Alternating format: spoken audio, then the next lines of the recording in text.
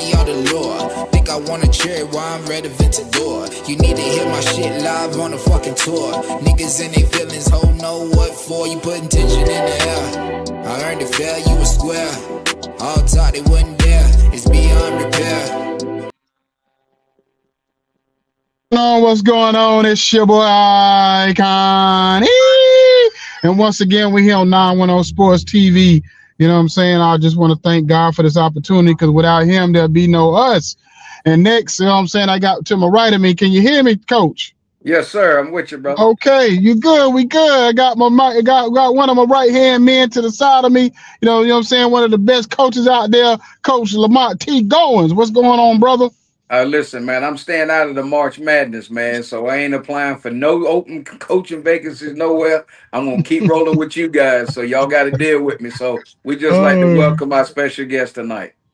Okay. Before we get to him, I got my baby mama favorite host, Cowboys biggest fan. You know what I'm saying? Barry White Jr. voice himself, Jacob the Great. King Jacob, what's going on, brother? Oh man, glad to be in the land of the living. Another day to get it right. All right, well, go ahead and introduce this young brother, man, so we can get this doggone interview popping. Oh man, we have none other than Shamar, the boss, Canal, champion, man. Boxer, creating a legacy, man. Welcome to the show. I appreciate it. Thank you for having me. Yeah, no doubt, man. So before we get into your story, man, who is Shamar, the boss, Canal? Shamar is a phenomenal dude, a very good, humble person. He grew up playing sports. Only brother to four sisters. A young contender coming up in the boxing game. Okay, man. So how did how did boxing start for you? Boxing started with me at the age of 7 years old. I was playing football, basketball, baseball, lacrosse. I was just playing everything, and everything got an all season. So for me to fill that gap, so I can just stay active, I ended up going into the boxing gym. The coach I had first had when I was in Albany, he told me I had natural raw talent, and I just stayed with it ever since. Okay, man. So I know you as a young man, you had a lot of youth championship fights, man. So tell us about your very first fight. Oh man, my very first fight, it was nothing. It was nothing I could really dream of. My first amateur or my first pro fight. Your first amateur. My first amateur fight, I remember I was only in the gym training for probably 3 weeks before the coach said I had natural raw talent. They wanted me to go fight. I had fought a kid named Ricky Rice. He was the number one kid in New York at the time for my weight division. I never fought novice. I fought open. So it was my very first fight. I want to say he had about like 20 or 30 fights. So my first fight, everybody, I have a whole family there. I'm in my hometown. It was just the atmosphere, everything was just amazing. I went out there, showed out, and got the dub. Okay, man. So I'm gonna pass it on over to Coach Goins because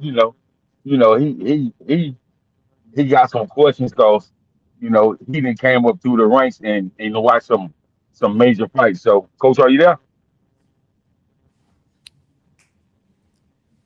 All right, he went black on us for a second. So I'll just Okay. jump in while So Coach get it together over there. So basically, man, you've had a lot of fights. Is that normal to fight so many? Because you had a lot of like amateur fights. Is that yes, is that sir. normal in that scenario? It really I feel like it all depends on how far you willing to go with the sport. I done fought all over the country. I fought overseas. I went to the national tournament, so I took it above a level that most average kids would take the sport of boxing. So I feel like if you was to push it, yes, having all the fights that I had is normal. Okay. Yeah, jump back on in there, Coach Yeah. Goins. So sorry about that, guys. I don't know what's wrong with this internet feed in VA, but no, uh, I'm gonna call you champ, right? So here's the thing, Mr. Canal. So in the boxing game, right? And I grew up in. I think I'm older than anybody on the show. So I grew up with guys like Muhammad Ali, Ken Norton, right? All of those legendary great guys. So if you had to pick who is your role model when it comes to all right putting it on, getting in the ring, who do you pattern yourself after? Tommy Orange. All right, all right. So now let me ask you this right here. I always love the phrase that they use in boxing, slip the jab. And I kind of steal that from the Rocky theme. So if you don't mind, tell us amateur boxing fans, what does that really mean when they say slip the jab? Just staying on point, and basically in the amateur system, it's like a tag. Just basically playing tag. You're it, tag. You're it, but you don't want to be hit. So you just basically allowing your front foot and playing with your lead hand. All right. Wow. I appreciate that. All right, Iconi, I see you ready to roll with your Maryland Terrapins jersey on tonight. Lynn Bias to be exact. To be Oh, excuse exact. me, excuse me, excuse me. Thanks for cleaning that Yeah, up. yes, sir, yes, sir. But anyway, man, let me ask you this. So what's kind of like your style, like your favorite style to fight? You know what I mean? When you get in the ring. Mm.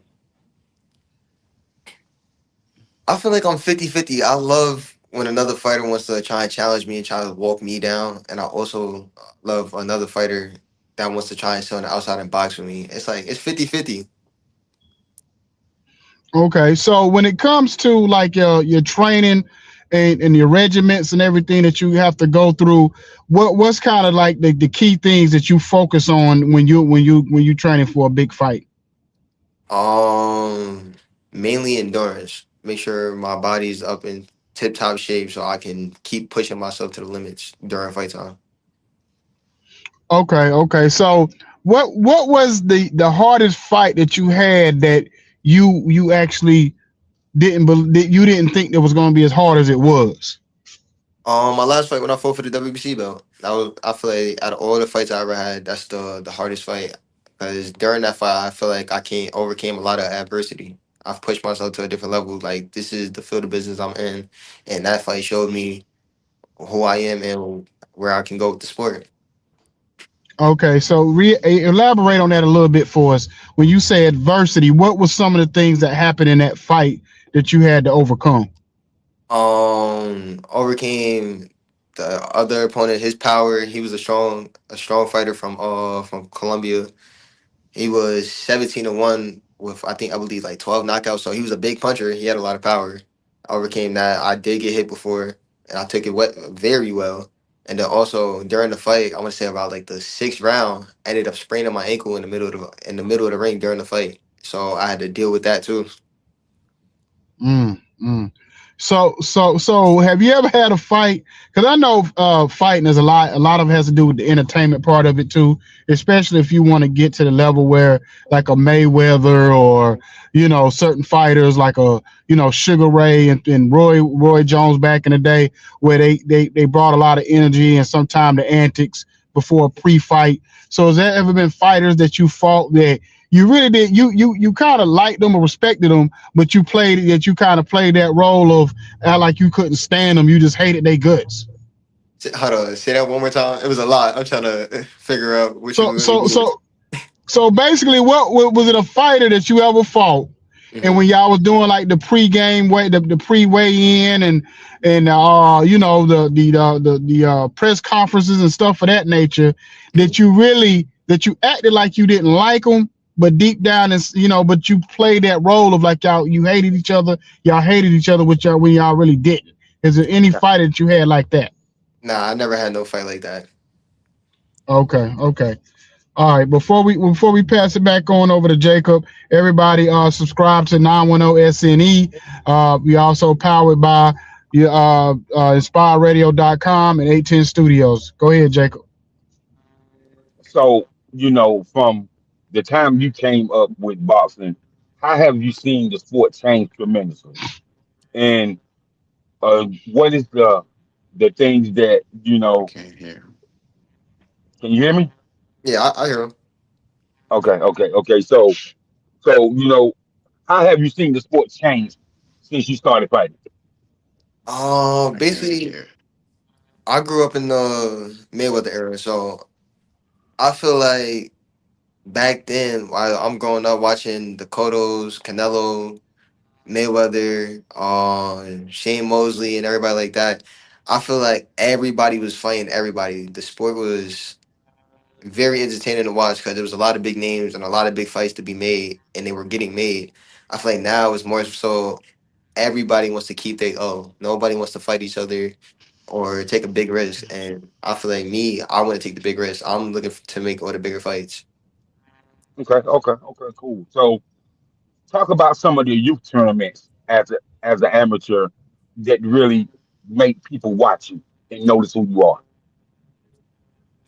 Um, youth tournaments, I feel like, and the amateurs, it was very big, and especially with a lot of pro fighters that's in the same position as me now. It used to be all of us in the same tournament, so it was a lot of big names and a lot of history between those tournaments. You'll go. It's basically you fight for your state and you fight for yourself to get your name up there, go on a USA team and travel and fight for your country.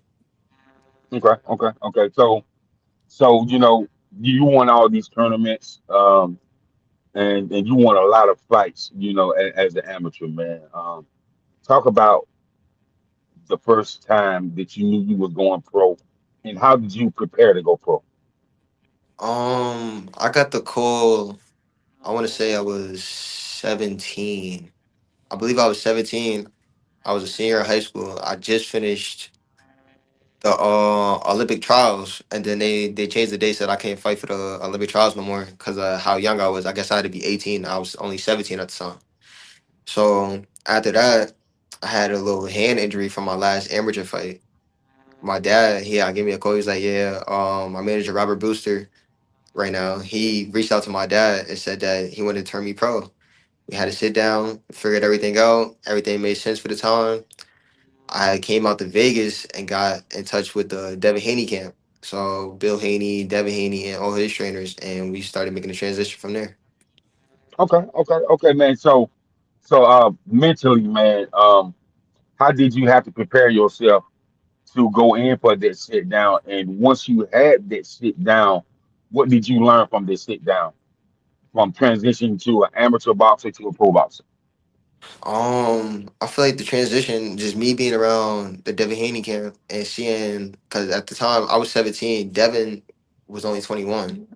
So seeing the little age gap, how we around the same age, and his work ethic and the way that he carry himself in the ring, outside the ring, and everything like that, he basically gave me the blueprint on this is what it is. Just follow this, and you're gonna be successful in the boxing game.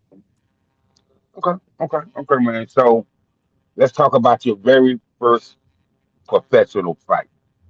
Take us back and take us through some of the synopsis on you know how you kind of understood that you are a pro fighter now. Mhm.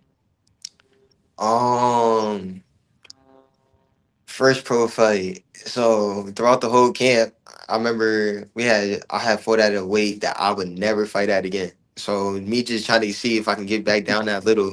We ended up doing it, but I remember the camp. It was just a lot of drilling, a lot of that's what really chose my path for me, if I could say.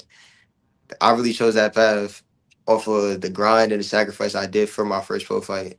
But when the lights came on and that hanger came off, and I'm in the ring, I was in Atlanta, all my family was there, and we ended up getting the first round knockout, and it was just a great experience. Okay, so are you a technical boxer, a slugger, or are you a southpaw fighter? I'm everything. I'm a jack of all trades. Wow. Okay. So, if you would like to go and elaborate on being a boxer, but really having all those areas, technical fighter, a slugger, a top off fighter, and a defensive fighter. So, how did you wrap all that up into one? Going through the amateur system, just growing up, I was still even like when I was going overseas, and I was seeing a lot of different styles. You gotta learn how to adapt to certain things. So just me already having 13, 14 years in the fight game, as I got older. I ended up starting to perfect the things I was doing in the amateurs. Okay, okay, okay. Coach Goins, over to you, man. All right, now, so here's where I want to go. I know all fighters got a little bit of swag, right? So in that, so how did you pick your colors? I mean, what? Tell us how that. I mean, because it's all about that entry, the ring entry. You know, somebody opens the rope, you step in, and when you step in, do you backpedal? Or do you hit them with a little bit of a little combination of what? So what? Let me go again. Original question: how did you pick your colors, and are you true to those colors, or do you switch up depending on your fight? Um, Color wise, I don't know. The colors just it just come to me. It's like I like this. Let's go yellow and white, or let's go blue and black. Like it just come to me, and then we just go to the drawing board. We ended up drawing it up, and it looked good. Put it on, feel good, fight good. All right. So when you step in the ring, what's the first thing when you step in the ring? Do you back? Do you back or kind of give them a little little razzle dazzle? Or you just kind of step in and just like I move do in one spot. I do the same thing every time. I get in the ring, I do a little skip with a little head bump, listen to the music, and then I go to the ropes and go back into the corner. Okay. All right. Now you will sit down in between the rounds, or that depends, or you stand, what's your style? I normally sit, but if I'm really feeling it and I feel like I'm pedal all the way down to the metal, I'm standing. We going to hurry up and get the bell. We going to get them out of here. All right, man. All right. So in that, what has been as it relates to all of that when the bell when the I've heard this. So again, now this first interview I've ever conducted with a professional fighter. So I've always heard the zone out theory. So when bell ding ding and when you go into your opponent, do you hear the crowd or do you how does it just is it just you and your opponent or do you hear the noise around you? Nah, it just be me and my opponent. I zone out. I go tunnel vision. I don't hear my opponent. I don't hear no instructions. I don't hear the crowd. I don't hear nothing. Just me and my opponent, and I might hear the ref occasionally. And right, and then at the end of that round, Then you everything comes back to reality, and then when it's that little 10-second clap, back into tunnel vision. absolutely, absolutely. So listen, we're gonna kick it over to Lynn, but I mean we're gonna kick it over to the icon E. All right, so I got a question for you that's always been a controversial question over the years about the boxing. Who everybody the popular answer is when you say who the GOAT, and they'll say Muhammad Ali or they'll say this one or that one. And I've always put Mayweather in there because of the fact, not just because he went 50-0, but I said, isn't the whole point of boxing to not to get hit? Mhm. And to me, Floyd Mayweather is the king of understanding defensive fighting. I understand Muhammad Ali and all these other guys can take punches and they'll go toe to toe for you in the ring. But the whole object to me, I always thought was not to get hit. Am I Hit right me or like am I that. wrong? Like, Nah, explain that to me. you're 100% right. Even if you want to compare it to the old school fighters, I feel like Mayweather is the only person that fought in that era and still can talk perfectly fine like he's normal. He can have a whole conversation. He's not stuttering or nothing. He's not slurring his words. I feel like what he did was the real definition of boxing: hit and do not get hit. Okay, so how much pride do you take in when you're in the ring of the defensive part of the boxing? I take a lot of pride because at the end of the day, I still want to grow up. I still want to live my life. I don't want to take unnecessary brain damage for no reason. I'm not selling my soul for money when it comes down to boxing. Okay, so what do you see like in how many more years do you kind of give yourself when it comes to boxing? You've been fighting for a long time. Like you like the LeBron James of fighting boxing. You've been fighting for a long time. You know what I'm saying? So so yeah, I know you kind of just got started in the Pro professional industry side, but you've been fighting for a long. You said 7 years old. You've been fighting for a long time, brother. for sure. But I'm gonna say I'm only 23 now, so the way my career is looking right now, I want to keep fighting, and whenever I feel like it makes sense for me to lay my bed and put the gloves down, I feel like the time will come. Yeah, you might then change your name to Boss to like Michael Jackson, like Thriller, because he started when he was like 6, And then, you know what I'm saying? So y'all, you been around for a minute. But yeah, I'm just messing with you. But yeah, bro, like it's yeah, I mean, but so at the end of the day, let me ask you this, because the one thing to me that kind of turned me off from boxing for years is that too many fights end in these controversial, like the judges part of it. Do you think in 2026 it should be a different system in how they judge? Because it sometimes it feel like these fights be fixed, or they don't like, what was you looking at? Because you seen it this way and you seen it that way.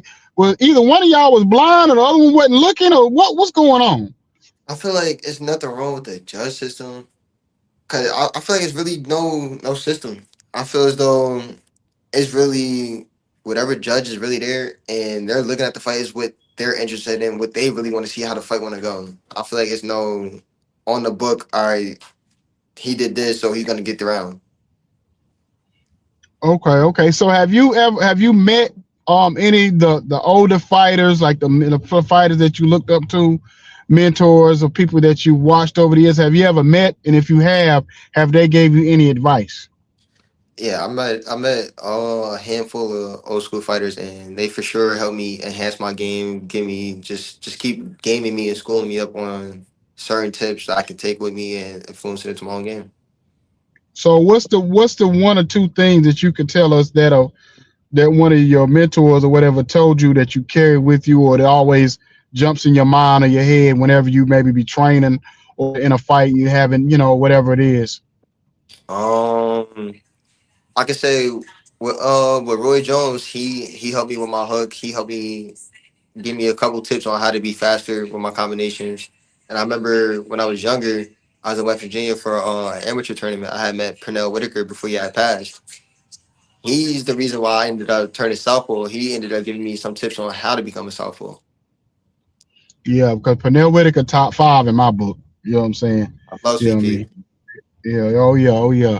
So basically, what is you know what, Jacob? I'm gonna let you jump back in. I'll jump back in a minute. So you're probably the second person that I have met that was WBC international champion. The first one I met was a fella out of Charlotte, North Carolina, by the name of Calvin Seabrook. You Hmm. know, he held that championship. This was years ago though. But so what is it like with them overseas fights and becoming a champion? You know, while fighting overseas. What is that like? What is the press like on that? You know what I mean? Because is the overseas press different from the U.S. press? Um, I don't. I wouldn't say the press is necessarily different. I feel like it's all the same. It all got the same concept. Um, they still promote and they boost and everything like that to keep your name out there and show who you really are. Okay. So if you had to now before I say this, I'm gonna let you know that I'm a Bernard Hopkins fan. You know what I mean? I'm definitely gonna let you know that I love me some. I love B Hop. I love some B Hop.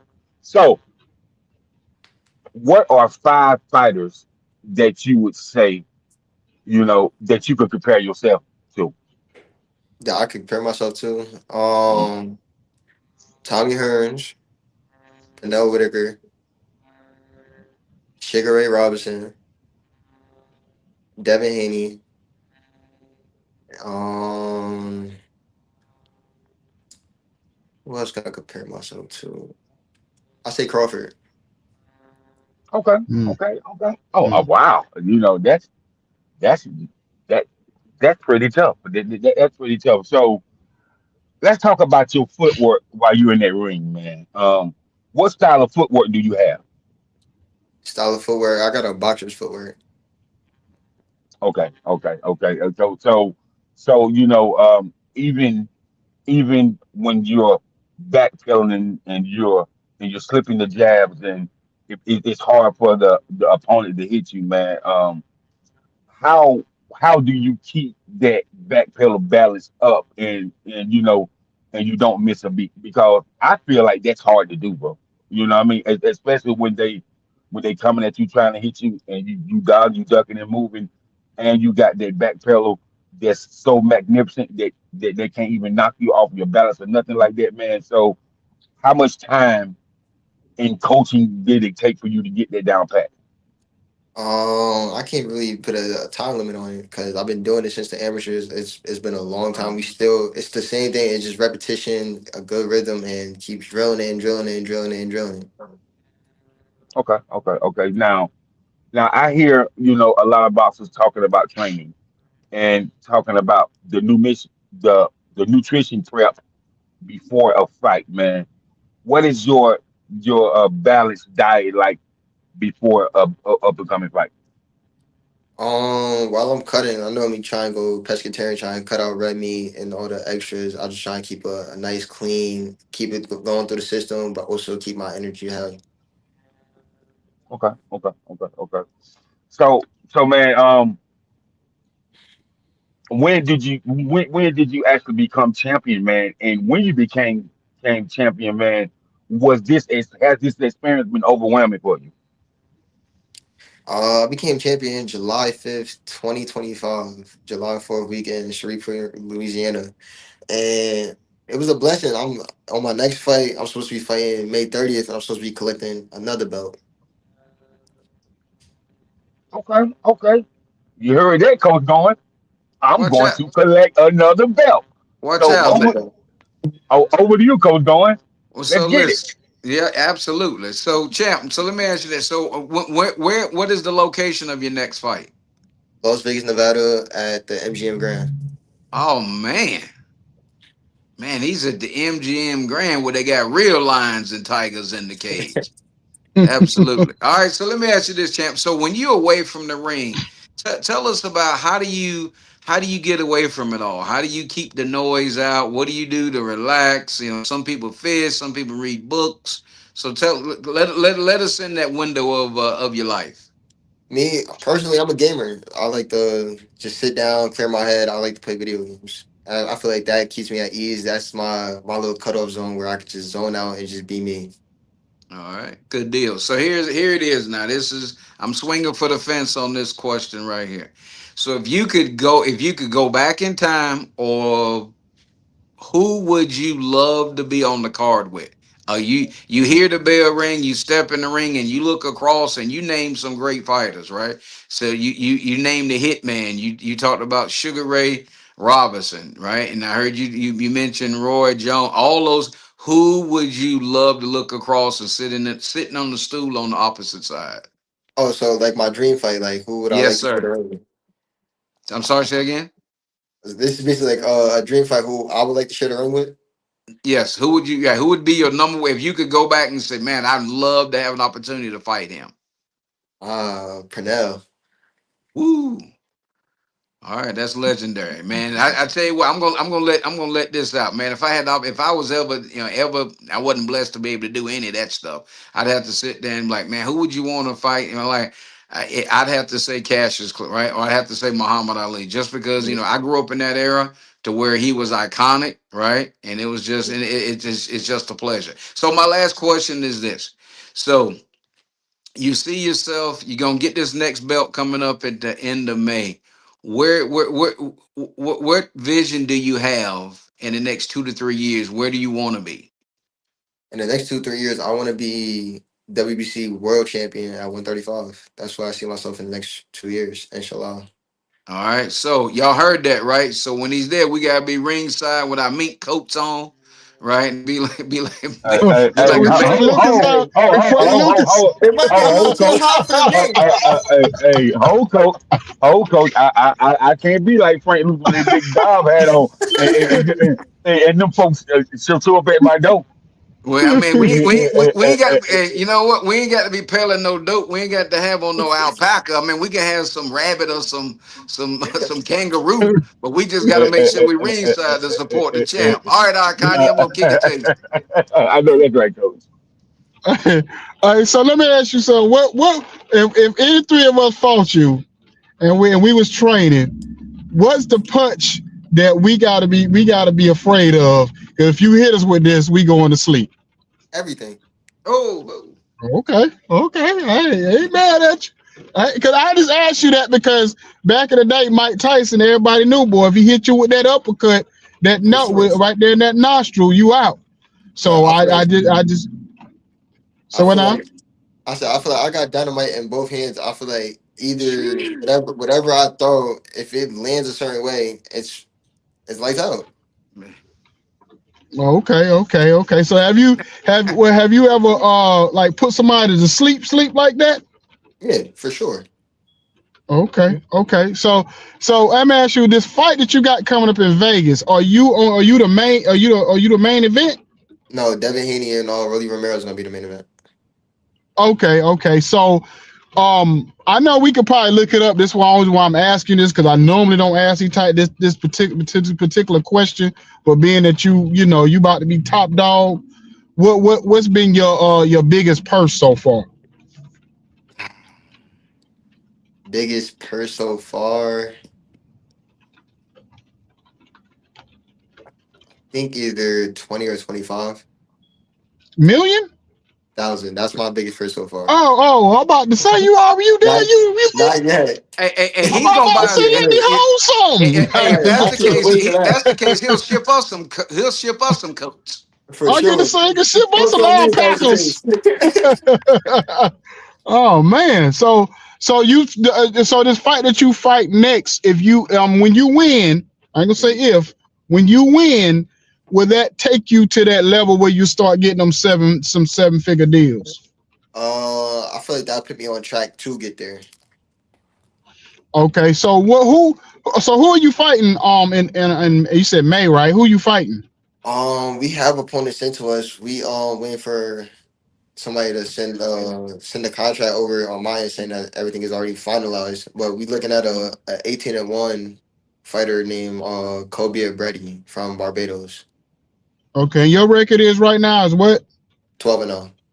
12-0. So what will it take to get you? Because in your division, just tell me who's top dog in your division right now. Who the top 3 fighters? As a world champion, top three fighters. That got basically whoever got a belt right now. I feel like Raymond Mortalia, he has the IBF belt, and Abdullah Mason, he has the WBO belt. The Oh, WBA, Javante, we don't know what Javante's doing, so we can't even really count him as one of the top fighters at 135 anymore. okay. So will it take, or has it been conversations for you to get an opportunity at one of those fighters, or you have to fight maybe like 4 or 5 more fights? What will it take for you to get to that point?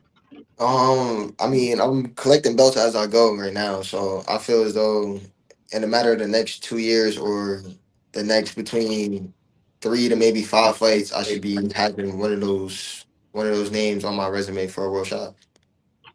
See what you gotta do, brother. You gotta do like how you watch Creed and all that, and it be that one boxer that get on TV and just be talking mad joint. That's what you gotta do. You just gotta get on one of these doggone whatever, just be like, listen, I'm calling you out. You know what I'm saying? I mean, For like sure. just go But crazy. You it's know like what I'm saying? I feel like that's why I said back then in the era. That's why I said it, the eras is different now. Back then, when Mayweather was fighting everybody, he could do the HBO and everything like that, the Showtime to go talk a lot of mess and everything like that, and then set up a fight. Now you start calling people names out. They want to go on Twitter. They want to start tweeting at each other and don't send no contracts. They say everything but let's fight. So it's like Mm. why waste the energy, Mm. make it look like I'm over cyberbullying you to fight you, and we all know it's not gonna happen. I feel like Hold on, I feel like when hold the on, time comes and that contract come and it's already a name and it's a done deal, then we can get the business and we can talk how we gonna talk to each other. See, see, hold on, see, hold I on. can't say, see, no, see, I can't see. You see what that man just said? Yeah, Cyberbullying. And that's what you threw me see off what he just said, Jacob. He just I feel like said it's cyberbullying. If I'm attacking that, you saying I want to fight so much and we not gonna fight, I feel like I'm bullying you. that's like an oxymoron. How you gonna cyberbully and you a professional boxer? That doesn't even I, make any sense. so look, if I'm asking you numerous times, I want to fight, I want to fight, I want to fight. I'm calling you out your name, like I'm terrorizing you on all social media, and you don't want to step in the ring with me. What does that make me look like? but I get what you're saying. I understand I what you're I saying, I but it can't. doesn't make any sense in I It boxing. can't. don't. But this is the I new I generation of fighters I on what's I, going on. I can't. You know what era we Oh in? my god! We talk about this all the time, man. We we we we talk about how people need a sponsorship with Charmin bathroom tissue. Stop me. But You Jacob, know Jacob, we you know talk we talk Erwin. about this in real world stuff. I'm glad we got this young man on here because I never thought boxing would ever use the word bullying in it. Like this, it doesn't make any logical sense at all. I get what the champ is saying, but it doesn't make any sense whatsoever for you to say somebody's bullying you and you a professional boxer. If you feel like you get bullied at a professional boxer, you need to go doggone. You need to go work at doggone Outback or something. You need to go do something else. Go deliver packages or something. Because this ain't for you. This ain't for you. So they hiring, right? What Biggie say? UPS is hiring. They been hiring since '94. Ever since For Biggie sure. said it. So you need to go do that. So but anyway, so oh my god, go ahead, go Jake. I'm baffled right now. Go ahead, go Jake. Just threw me off. Hey, hey, so man, so people know you're a professional boxer, man. So man, I know you be out and about and people come up to you and stuff like that, man. So how are you with your community and with the youth that's inspiring to be where you're at now? Everything is all respect. So for having, at the end of the day, I consider myself normal and average. So for somebody to come up, ask for an autograph or a picture, just to talk to me and ask me when's my next fight, I look at it as like I'm doing something right, and it just keeps pushing me to be who I am and stay down for what I'm doing. Okay, okay. So has there been any people that walk out with you, or what is your theme music? Say it again. I said, do you have any certain big time people that walk out with you, or during your fights, or what is I your theme know. music when you walk out? Theme. I don't really got a theme music. It's just like whatever is in my playlist, the song that I like and that I'm feeling. That's what I go with. But as far as people walking out with me, I normally try to have young amateur fighters that got their belts and what they're doing, trying to be in the same position as me. I normally try to have them walk out with me. Okay, okay, man. So Coach Goins over to you, man. Hey, you must didn't see his last fight, Jacob. That was me in the front, right? You didn't see me helping getting them to the ring. So let me ask Nah, you this, champ. After the fight, and you get back in the locker room and cooling down. I mean, is it do they like just do you go back and lay down and rest? Is it a massage? Is it ice? So After what the is fight, what goes down after the fight? after the fight, it's nothing but love, hugs, laughs, and let's go have fun. Job is over with. I just want to be around family, friends. Let's go have fun, and then when we get back to home, then I do my recovery.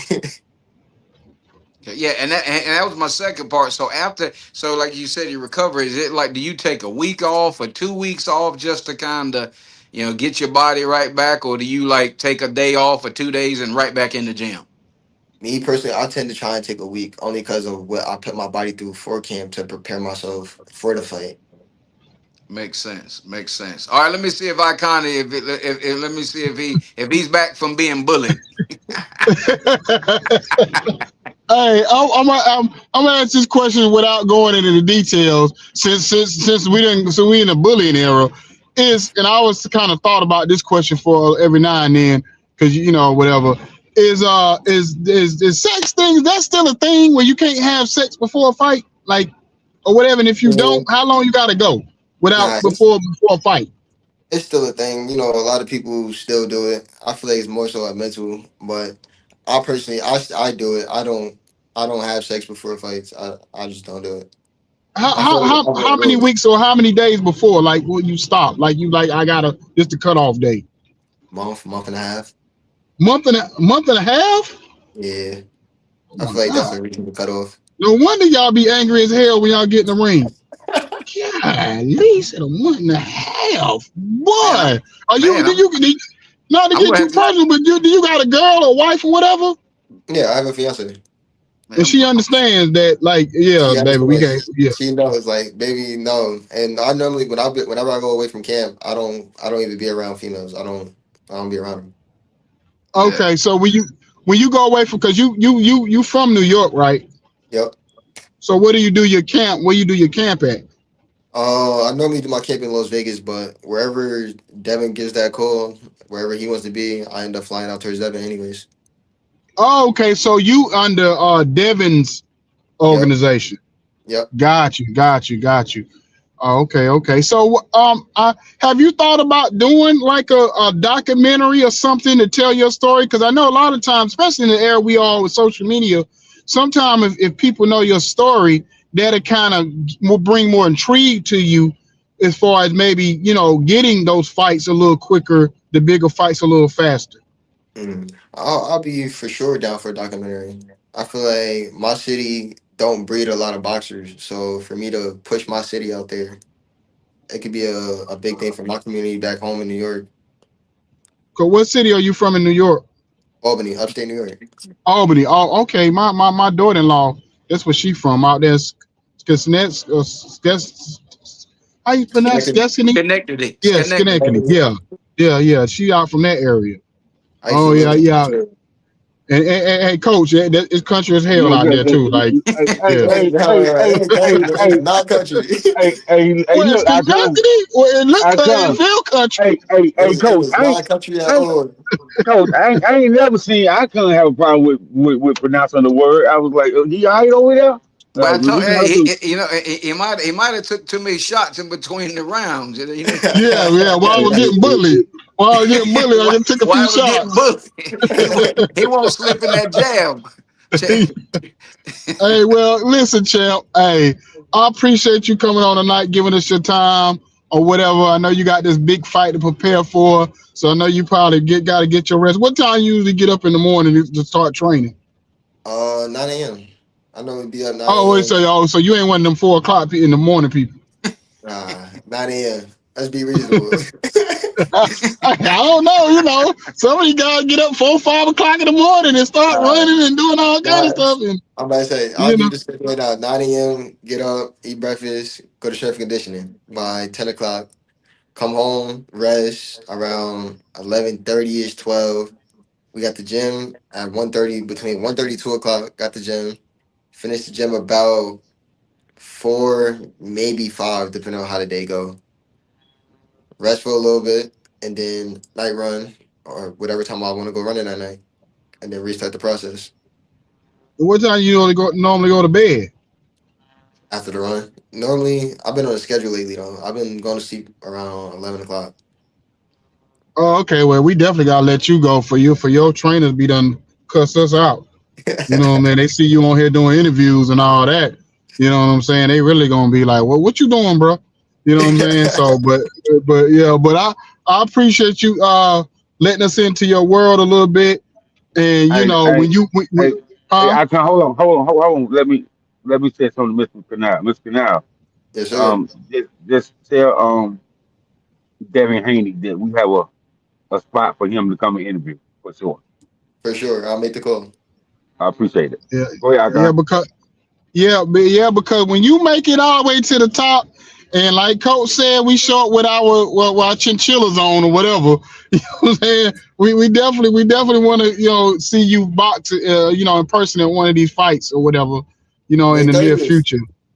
You know what I mean? Hey, if I can make it, I'll try to make it out to Vegas.